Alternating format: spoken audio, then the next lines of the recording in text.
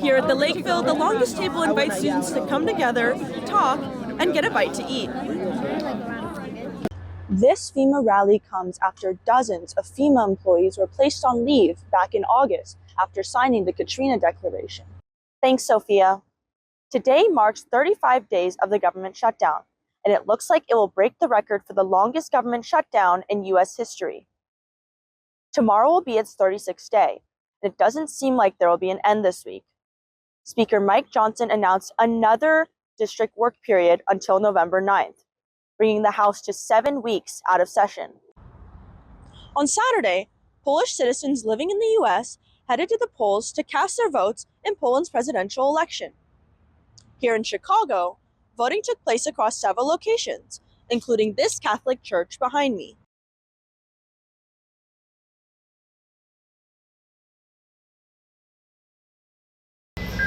This is a Purple Line Express. Cook County State's Attorney Eileen O'Neill Burke announced in May that her office is forming a new regional transit task force aimed at prosecuting crime on Chicago area public transit. The task force is a collaboration between several local and federal law enforcement agencies, including the state's attorney's office and FBI, as well as transit agencies CTA, Metra, and Pace Suburban Bus. We're going to let people who have the expertise guide us here.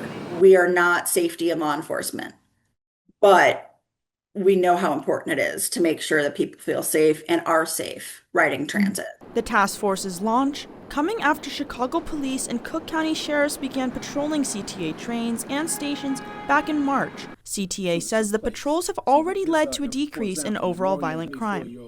However, data from the Chicago police shows that certain violent crime, specifically aggravated battery and sexual assault, has been rising. One rider said she experienced being kicked by a rider while taking a CTA train to Chicago. I was really shaken up about it because I'm not used to that kind of confrontation, and it didn't necessarily hurt, but it kind of broke the sense of safety I had, which wasn't super high to begin with. With ongoing safety concerns, some volunteer organizations are taking action to patrol public transit themselves. Tio Hardiman is the creator and president of Violence Interrupters, an organization dedicated to reducing violent incidents around the Chicago area. We're like a team of individuals that go out and mediate conflicts, to stop shootings on the front end before any shots are fired. For years, he and his team of Violence Interrupters have been patrolling the CTA trains during peak hours and also late at night. The reason I started volunteering on the CTA trains is because you have working class people going to work on those trains. You have students going to school riding the trains, and somebody has to step up and fill the gap. People shouldn't ride the trains and be in fear. Reporting in Chicago, Katarzyna Nguyen, Medill.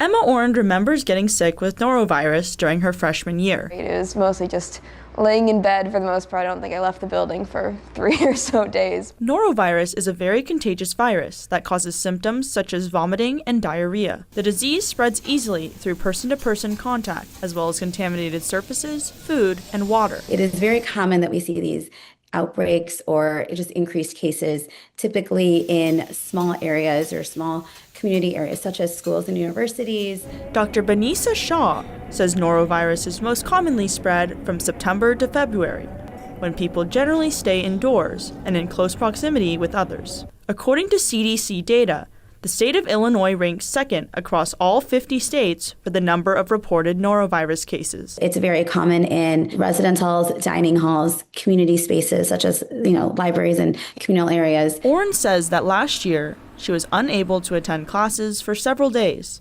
She says she followed protocol for distributing illness forms to request accommodations from her professors. And while some classes were lenient with her illness, It was 3 days after getting norovirus that I had my chemistry midterm, and they don't have makeup, so I took the chemistry midterm, which was not great, but you do what you can. Sophia Sanchez is a resident of North Mid-Quads, which Northwestern says is one of the residential building hotspots for norovirus this year.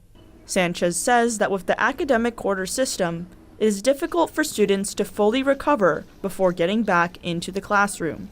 We all have a tendency to want to keep going and suffer through it, but that's not the answer. She warns that students should be careful about spreading the virus even after symptoms subside. Noro is still contagious even after your 3 days of symptoms. So just making sure that you're practicing good habits, good hygiene habits is always important. Dr. Shaw says going back to the basics can help stop the spread. Norovirus is resistant to many hand sanitizers. So it's back to the basics where it's good hand washing with soap and water for, about that 20 seconds.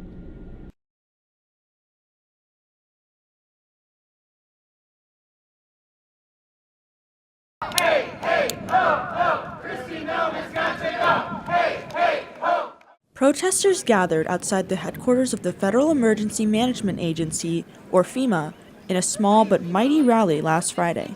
Current and former FEMA employees spoke at the rally, calling out Homeland Security Secretary Kristi Noem and FEMA Administrator David Richardson for their policies and lack of qualifications. This FEMA rally comes after dozens of FEMA employees were placed on leave back in August after signing the Katrina Declaration. The letter warned Congress that the Trump administration is reversing major progress in disaster management made in the wake of FEMA's failures during Hurricane Katrina 20 years ago.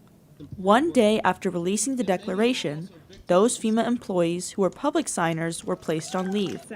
That includes Phoenix Gibson, a public assistance mitigation specialist with the agency.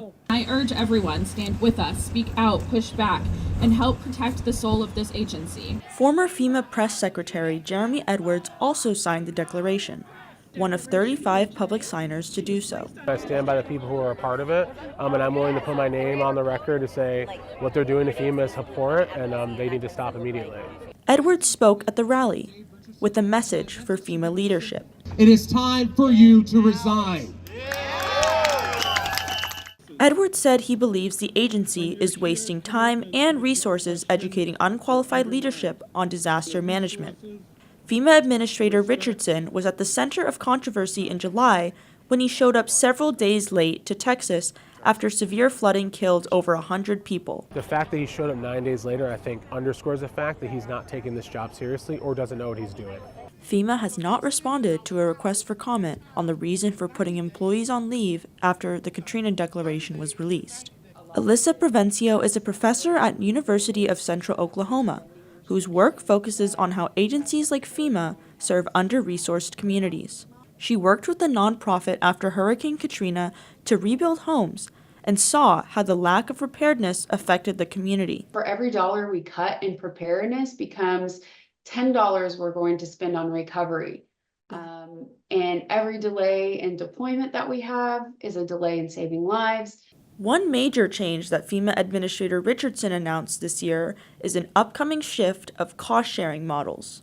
Right now, FEMA covers 75% of disaster recovery costs, and state and local governments covers 25%.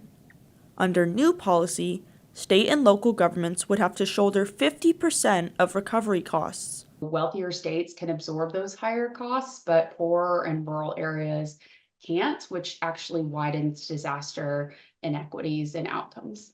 Climate activist Gabrielle Walton started advocating for FEMA at the beginning of this year. She said people feel the effects of climate change through the chaos of natural disasters. FEMA and disasters and our local disaster response efforts are one of the first lines of defense against the climate crisis, because that's how it's experienced. And we can't fight against the climate crisis without strong emergency management. Reporting in Washington, Katarzyna Nguyen, Medill News Service.